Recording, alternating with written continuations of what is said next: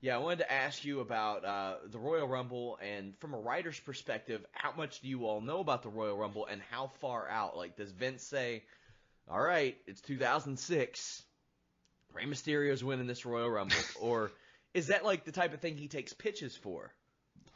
Well, it's a collaborative process. Everyone has their opinion, their thoughts, their vision for the Rumble, which is essentially the big bang for the year for WWE. It kicks off WrestleMania season, and that then takes you into late spring into the summer. So everyone has their vision and how they see the year playing out, and the tent poles throughout the year, Rumble, then Mania, etc. And so you're constantly having informal conversations in the hallways, at the arenas, or at Titan Towers. You're having a flurry of emails traded back, which has everyone on it. Once in a while, Vince will jump in and bark something or put over something or just not feel it at all. You have guys like Michael Hayes, who has taken over the day-to-day operations of being the architect for the Royal Rumble from the days when Pat Patterson was real hands-on, and he still contributes to it because he's a phenomenal finish man. He's just laying out matches. He's a wizard at it. But Michael's the day-to-day guy on that. So Michael's kind of come up with entertaining scenarios and collaborating with talent and seeing what they can add to it to sprinkle in. And that's starting really right around early December, late November, and you go through January. And sometimes you know your destination. It's assumed everyone knows, everyone's on the same page. We know who the winner is going to be. Other times it can almost be up to almost a game day decision. It just depends on how stable the operation is, the creative direction, how healthy the talent is, what opportunities come in at the 11th hour for WrestleMania that may require the creative team and the chairman to rethink the game plan for the Rumble. So there's so many variables that can come into play that can change up anything and everything. But you try in your best effort to have a game plan and hopefully stick to it. But year to year, it's different, and regime to regime, it's different within WWE. So when Rey wins the Royal Rumble, it's obviously fresh off of the passing of Eddie Guerrero. Were there like any other picks that you remember? Like was there much of any discussion given to Oh, that? yeah. Yeah. I mean, there was some discussion, but I think the prevailing thought was Ray should win coming off of the death of Eddie Guerrero. It was a weird time too because Vince wanted to, by design, create an opportunity to get some heat and heat up Randy Orton. So they did the many consider it both internally, of course, and the fans and media, fairly distasteful setup with Orton and Ray and trying to, per the chairman, create heat for Orton in that situation using Eddie's name, and there was a lot of justification that this is what Eddie would love and this is what Eddie would want. And it's not like we have a direct line to Eddie Guerrero to get his notes and his feedback, so it was a little uncomfortable for a lot of us. But the idea was that Ray would be earmarked to be the top star to ascend in the aftermath of that horrible tragedy. And it's weird because I remember that moment in time when it's like you try to pick up the pieces after Eddie Guerrero's passing and try to figure out, okay, what's next? How do we figure this out? And Vince is saying we need to find the next Eddie Guerrero, and I'm instantly personally thinking, well, it's like you don't just find the next anyone, especially someone that's so super talented like an Eddie Guerrero. It's like back in the 80s when Vince was already in the late 80s looking for the next Hulk Hogan and the next this guy, the next that guy. There's only one Rock, there's only one Hogan, there's only one Austin, there's only one Eddie, there's only one John Cena. It's like you can't just clone that or think another talent just because he's Hispanic is going to be that. And I'm not by any way devaluing Rey Mysterio. He's an incredible attraction, Hall of Famer, but he's not the same. You can't program, you can't write, you can't book a Rey Mysterio the same as Eddie Guerrero. Eddie Guerrero had a totally different persona, totally different belief system as a character, lying, cheating, stealing. Rey Mysterio was a totally different character. He was so much smaller, and it was like a superhero come to life. The children related to him different. His like audience was slightly different. Eddie was a little grayer. You know, he could have an edge to him. He could be a lot of things. And he couldn't be the same thing. But back to your question, Rey was, for all intents and purposes, our guy going into that Royal Rumble in 2006. So he and Triple H had like kind of like a double Iron Man type of situation. You mentioned that some of these things are game time decisions. Is something like that a game time decision, or can they show up and be like, well, you're going an hour? No, you're collaborating over the few weeks going into it. You know, it can be fine tuned and stuff. But I want to say right about now, Michael Hayes, Pat Patterson, Shane McMahon will be in a hotel suite they'll rent out in Stamford, and they'll have a lot of food, and there'll be some liquor, and they will kind of game plan the Royal Rumble, the entrances, the eliminations, and by the end of this week, the last week going into the holidays, they'll then pitch and present their game plan to the creative team and Vince McMahon. This is circa 2006, so what it's like in 2017, can't tell you. And you'll go through it, and a lot of it's very impressive. A lot of it's interesting. There might be a few red flags, some fine-tuning. Vince might say, hey, hold on a second. And you go through the whole process, and you kind of know, okay, they're looking to showcase a guy and tell this certain story where he's an Iron Man guy, and he's going to go the distance. And then you say, well, you know, do we want him to break any records? Well, what records are there? And you fire up Google, and you figure out, okay, because there's no in-house system that has all the records except for Howard Finkel, that can just, you know, he's like the in-house Google that can tell you everything about anyone. But that's one of the weird things as a sidebar. I remember getting Stephanie. There was these great books. I don't know I think Scott Teal or someone had like the MSG record books, and they go back like 100 years or something. I remember as a gift I got Stephanie said, this is something that you might want or might want the creative team to have. And of course I expensed it, but it was a cool resource to have, and it was surprising me that WWE didn't have something in-house like that. Now they do now have an archivist and that kind of thing, but it surprised me if they didn't have it. It always I always wonder when situations happen and Kane's tossing a certain number of people out, or maybe Roman Reigns is throwing a certain people out. Like when Kane was doing it, like, do they know, hey, he's inching towards this record? Or is that even a conversation? As you said, that record wasn't like a thing, but they did have those like Royal Rumble by the numbers videos eventually. Yeah, I mean, some of it, and again, some of it's the TV department does a phenomenal job, and they're looking for that information. They're trying to pull stories and to enhance the attraction. Very rarely you'll have a directive from the creative team saying, hey, let's make sure we have this, this, and this. Sometimes if everyone has if it's very well organized year or week, they can anticipate that and coordinate with the TV. And sometimes the TV end just builds it regardless. They do a phenomenal job of creating content like that.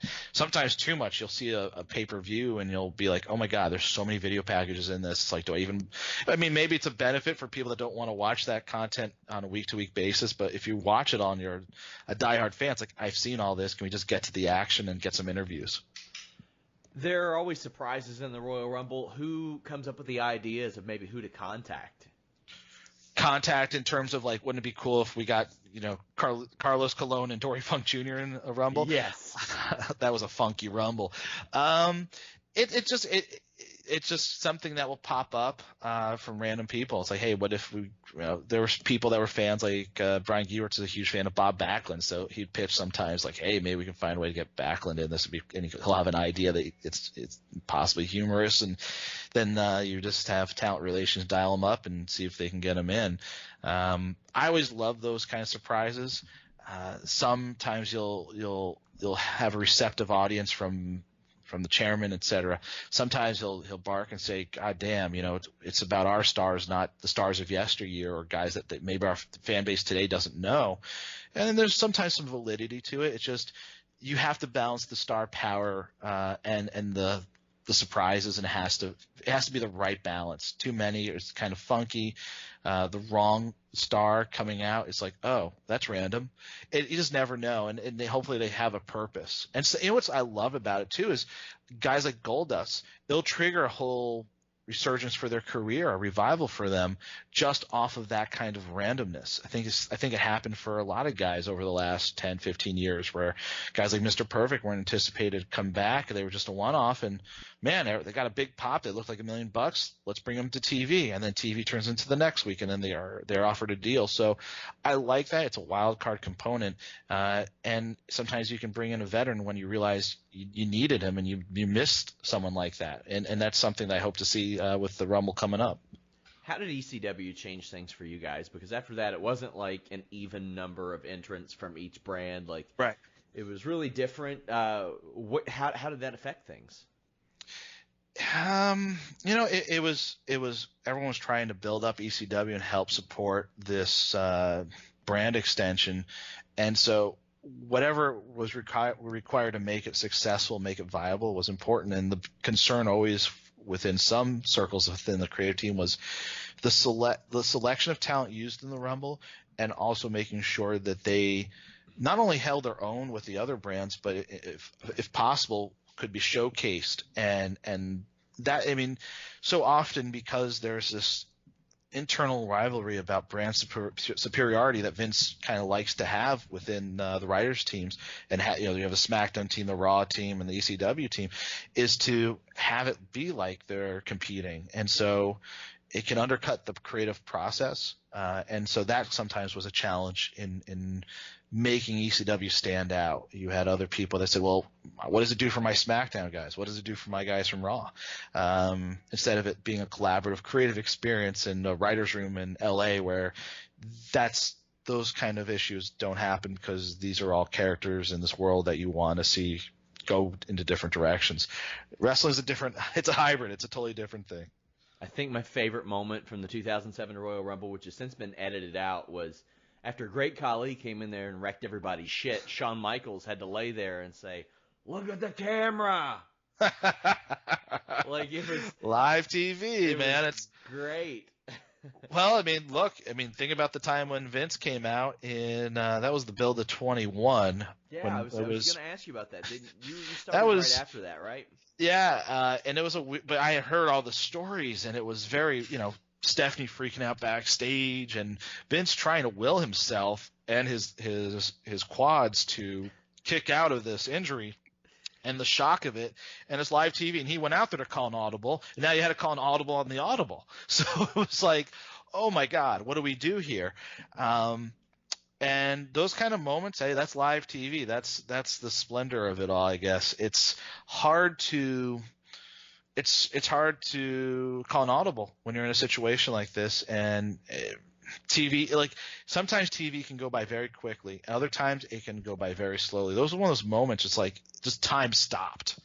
And backstage, you're not only dealing with the aftermath of the funky finish, you got Vince being stretchered out. And it was a weird thing. And then, Vince really doesn't like to put himself out there looking weak, so it's like he kind of became reclusive until he was up to a point where he could be mobile. So you had Vince, like, kind of you had the voice of Vince McMahon on a speakerphone, but you didn't see him for a while, which speaks to this kind of image he's always had, this strong guy that's larger than life. Everything about him is very much by design, and if he doesn't look strong, and if he doesn't look 100%, he doesn't want any other image of him looking weaker, like in a wheelchair out there. Yeah, I had some questions about the 05 Rumble, and mainly some of the entrance in it, because I know you started right afterwards. Right. Daniel Puder got lit up, something proper. Yeah. Were there any, like, ideas or plans for him that you had heard of at that point? Because he was kind of just brought up as a reward for winning Tough Enough, and he didn't last. But Holly, Guerrero, and I can't remember who else. They and Benoit, they took care of him. Pretty decisively. Yeah. It was a different time in WWE, and their locker room culture was so different than it is today versus even on the indies. That was was a different time, and how they treated young talent that they felt maybe shouldn't be getting a certain push and shouldn't be being paid at a certain price, and the whole Kurt Angle's thing. And so there was a real old school undercurrent to the SmackDown locker room. You had the whole Kangaroo Court deal. You had just a lot of etiquette and challenge issues that would come up with the younger guys, and it was baptism by fire. These kids don't know that this is a certain process, and they don't know that talent, the veterans expect certain things because they're not being smartened up to it. So it was a really tough time for that. Let's put it this way: I'm very glad that that's not the culture today. And it's not like people didn't see it as concerning at the time, but it's nice to see it's evolved into something I think a bit more professional, a little more conductive, and it's just it was the whole time, that whole period of time was rough. I mean, there were guys that would just be dressed down and humiliated by guys like Chris Benoit, and it was. I don't think it really helped anyone's cause. I don't think it really helped the talent in any way. I think it demoralized talent. Speaking of, there's Guy Muhammad Hassan. He was factored into this match and eliminated by the entire field. But before that, he attacked Scotty to Hotty. What do you think goes into, like, okay, we're going to put this guy in the Rumble and Scotty to Hotty, but he's not going to make it to the ring? I don't think he ever made it to the ring for a Royal Rumble. I think he got attacked before like 2 or 3 of them. Yeah, sometimes stuff like that becomes like a running gag. And sometimes it actually is funny, and other times it's just like, wow, we're really diminishing this talent by doing this thing, and it's become his thing now. That's Curtis Axel got a nice run out of it. Yeah, it all depends. It all depends on the year. There are guys that can turn something like that, and look, Santino is a great example of a guy that might have been ripping on the square, but he was able to convert that and honestly totally changed directions from being like a shooter and underdog fighting from underneath into a really popular comedy character. It's just how you embrace look, Dusty Rhodes, polka dots. It's how you embrace something and can convert it into being money. I mean, people might even say that Goldust could be an example of that, and making something that could be seen as devaluing you and turn it into a real positive for your career. As I look at the SmackDown mid-card at this point, it's like Hardcore Holly, who might be the best out of all these guys, Kenzo Suzuki, Luther Reigns, Orlando Jordan, Scotty 2 Hotty, Charlie Haas, René Duprée, Mark Jindrak, who had quite a bit of an upside, Paul London. That seems like a challenge. Yeah, it's a funky, when you look at the Rumble and the talent you have year to year and the depth issues you have, and guys like Paul London, who I think could have been so much more in WWE, but various things got in the way from allowing that. It's interesting when you look at each year's Royal Rumble and how talent is presented and what the year holds for them in the aftermath of the Rumble, because the Rumble kind of is, like I said, the big bang for WWE, and you see how guys are slotted going into the new year, and what's their career trajectory going out of that year. Guys like Paul London in 2006 is a great example. Where was he by the end of 2006, and soon thereafter out of the company. Are there any of those guys that I mentioned that you remember maybe events being high on? I mean, Mark Jindrak's done very well for himself in Mexico. He was a very athletic guy. He got a couple of different shots. I mean, Hardcore Holly was around for a very, very long time. But right. Was there anybody that maybe that Vince was high on that we look back and be like, really, him? Well, Mark Jindrak was an interesting guy that had the right size. John Laurinaitis was a real big fan of. But for whatever reason, that was really one of those things where creative really couldn't decode him, it seemed like, at the time. He was just a guy that didn't, for whatever reason. And sometimes, too, what'll happen is there'll be a talent relations will have an idea from him, and then they'll kind of take the lead on it. And Sometimes it will go somewhere. Sometimes it just kind of gets stuck and it doesn't go anywhere. You mentioned Paul London, Jindrak. Who else? There's like Orlando Jordan. There's Kenzo Suzuki. Yeah, Kenzo was a guy that by that point in time, I think they had enthusiasm had fanned out for him. His wife actually still was of interest to the company because she actually showed a lot of personality. But yeah, he was fairly choppy in the ring mechanically. Didn't show the personality that everyone had hoped. He certainly was an impressive guy in terms of his size and had a good look and everything. But once the bell rings, it didn't really do much for anyone, and it didn't really draw. It didn't do any business for us abroad in Japan. When you hope that you bring a guy like that over, he'll have some sort of impact. Who else we got? Kenzo.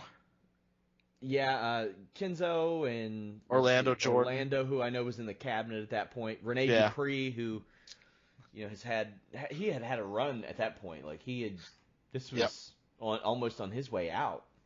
Yeah, he was kind of ticking down, and a guy that had his run with Sylvain as part of the La Resistance, and he was still a very young guy, second generation wrestler, French Canadian. Patterson was a huge fan of his, but you could see since that split happened with La Resistance, kind of like a lost soul.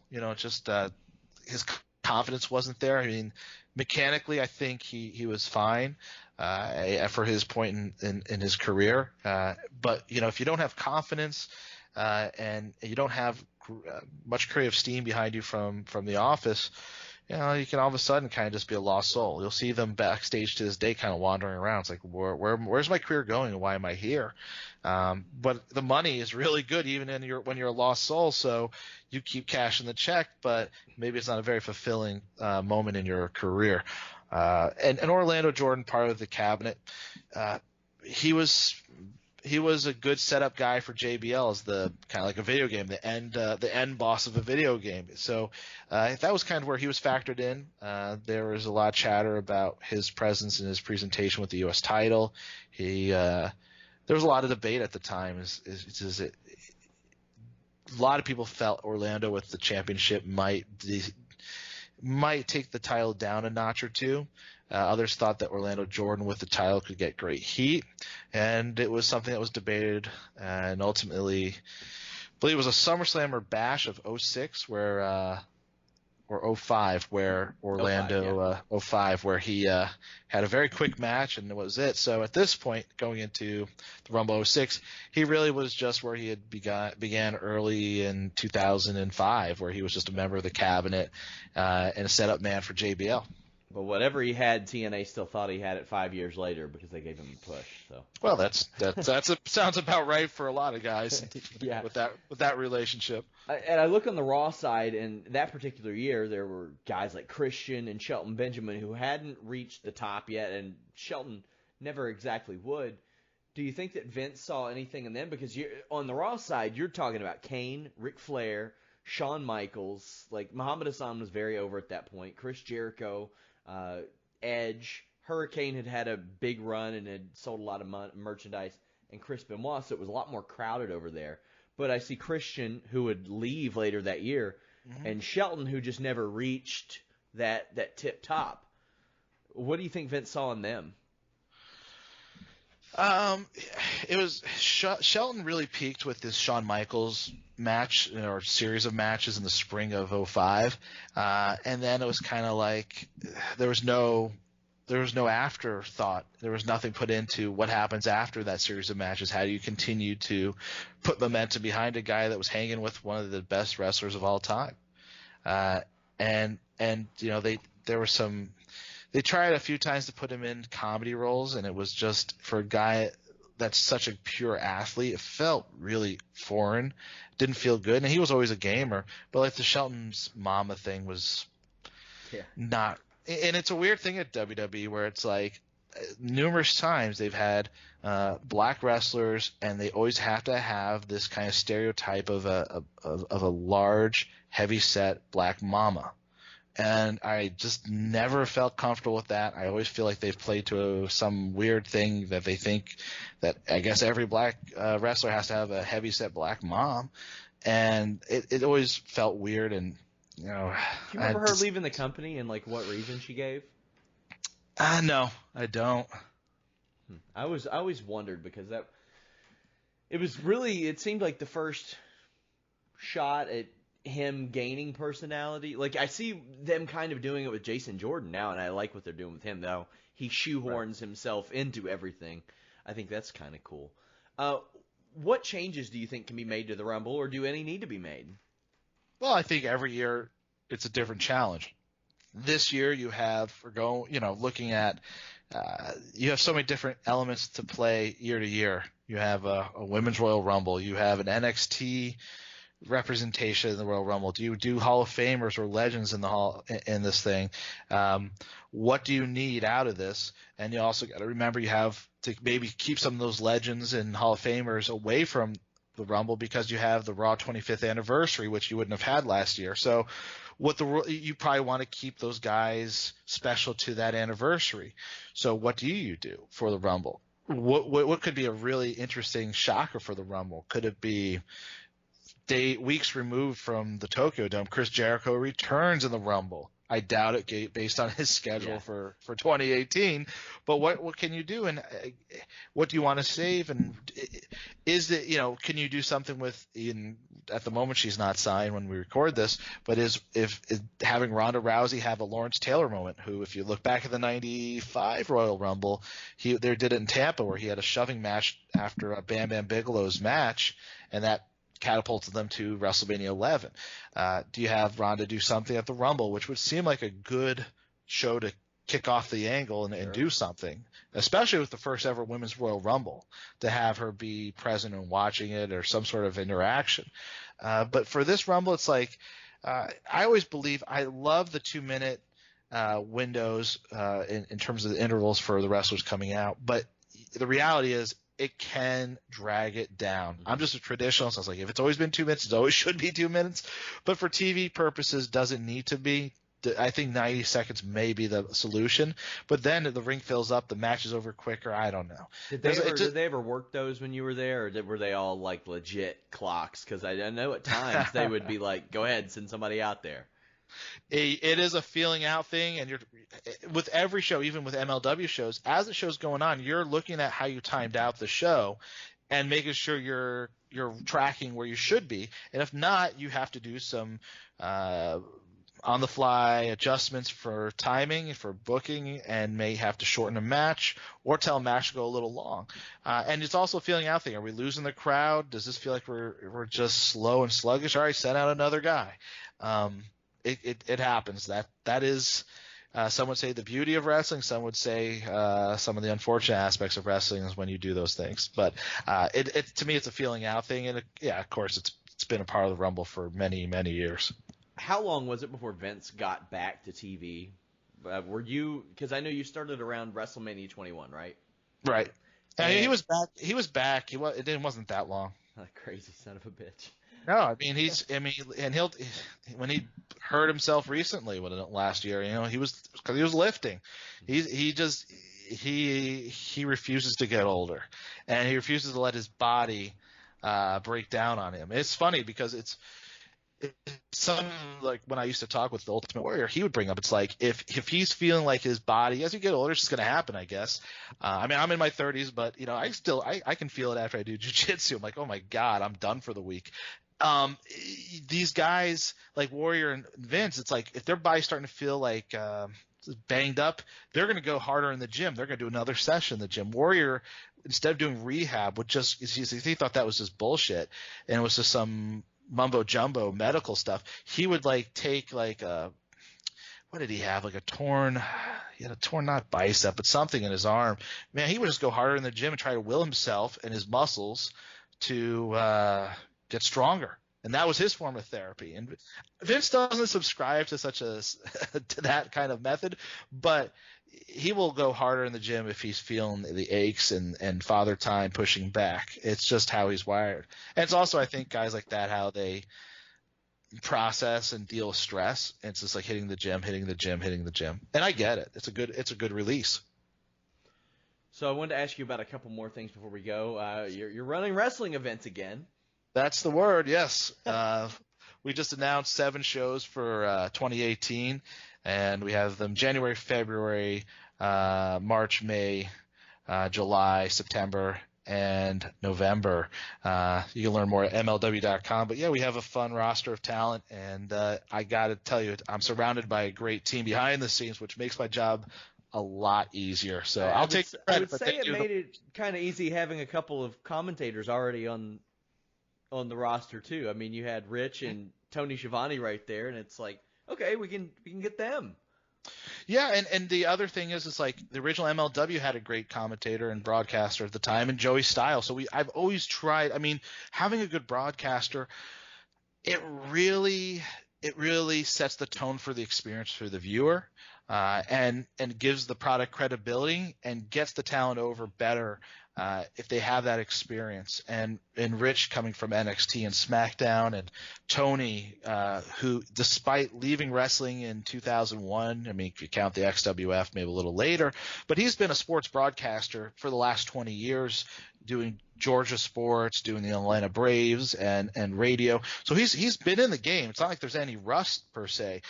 He's damn polished, and I love that he calls it like a sport. That's kind of where I want to take this company, because it's like certain companies don't really have like a personality or a flavor to them. They get put out the wrestling and that's it. To me, I have a very defined vibe for my company, and it's to be sport oriented. I want to be complementary programming for combat sports. I rather that than it be complementary programming for Psych or something like that. Great show, I'm sure, but it's like that's where I want to be, because you can't outdo WWE by being WWE light. So I want to take the product in a different direction and be more sport oriented, but without it feeling forced and weird and contrived. And that's also kind of like a feeling out process. Well, I love the booking of the Chosen Bros against Lawler and Petrozelli. Like, yeah, 3 UFC guys and a guy who represented Guam in the Olympics. So that's like. I see that and I'm like, damn. And earlier this year, I loved when on the Janela show when they booked Riddle against Dan Severn. I was like, I mean that's a natural for Matt Riddle, because I know when he always told me when he started he had to learn how to do just typical show pro wrestling stuff, and then he was told just go with what you know. I get the feeling that with these guys they can all go with what they know. It's funny because someone from the UFC I'm friends with, they said, man, you have more star power from MMA than any MMA company, probably except for you at the UFC. I said, yeah, and it's pro wrestling. And it's funny, but they're great talent. Seth Petrozelli, who people probably didn't realize, was a sparring trainer and worked as a coach at NXT, and really just has taken to wrestling so perfectly. I didn't expect that from him. Really just a natural athlete, lifelong fan. So he's legitimately best friends with Tom Lawler. They're boys. They train together. Google them both. You'll see crazy pictures on Google images of them. But they're just a natural team. And Cobb and Lawler are just smooth as silk. So I think it's going to be a fun attraction, different attraction. And that's the other thing I love about what we're doing is variety. You want high flyers, you want brawlers, you want this kind of style of wrestling like you'll see with Riddle and Cobb and Lawler and Petrozelli, the more hard-hitting smash mouth wrestling. You want a little bit of everything. I have a 469-pounder named Barrington Hughes who gives you that super heavyweight dynamic that you don't see really anymore in wrestling. We have Southern brawlers like the Dirty Blondes. I like having a little bit of everything. For me, because if I watch the same bell to bell, even if it's great, 3-4 hours later, it's like, okay, I'm done for a while. And that's the other thing. Our shows clock in at under 3 hours because I don't want to – there's so much content out there, and I'm respectful of some of the great content out there. So I want our shows not to ever feel rushed, but just the right amount of time for our viewers so they get the experience, but at the same time they're not just exhausted by it. And that's important. We want them to keep coming back wanting more. And we also have guys from England. We've had Martin Stone, we have Jimmy Havoc, and Jimmy Havoc's facing Shane Strickland in a death match in January. So that'll be a fun match. We have Darby Allin, who taped himself to a steel chair and then fell backwards doing a coffin drop from the balcony into the ring onto John Morrison and Shane Strickland earlier this month. So it's a fun group of people, a fun group of talent, guys like MVP, and then you have a veteran like that. You have a newcomer like 6'6" Brody King from LA, who's a beast and a guy to be on the lookout for. He's only been in the business 2 years, but phenomenal. Same with MJF. Just a great group of talent. And I look at Darby Allin, he's 21. I worked with CM Punk in the original MLW when Punk was about 21. And there's a lot of similarities, but Darby's he's a real athlete. Like, if you watch him, he's a phenomenal athlete, and he has the same instincts as Punk, the same intensity as Punk. His wrestling IQ is really high. He's one-take Jake on promos. I think he's a guy that in a few years is going to be making a lot of money in WWE. I mean, he is like a first-round draft pick for me. He's a phenomenal star. I really like the addition of Stokely Hathaway too. That was a good one. Yeah, and that plays into something I've wanted to do for a long time was my mentor's Gary Hart, the late great Gary Hart, who was the architect behind World Class Championship Wrestling, managed Great Muta, Terry Funk in WCW, had an incredible almost 40-year career. And we had worked on something called Black Friday Management for the original MLW, and then that never came to fruition. And we would talk over the years about it. I tried to recruit him to go to WWE and be an agent/writer and even on-air talent. I pitched him to be the manager of the Great Khali, the manager of Umaga, et cetera, but he kept turning me down. I just kept pitching, he kept turning me down. And so this was kind of like his last project that we ever collaborated on, because we did. And I got the family's blessing to move forward with it and finally see it to fruition with MLW.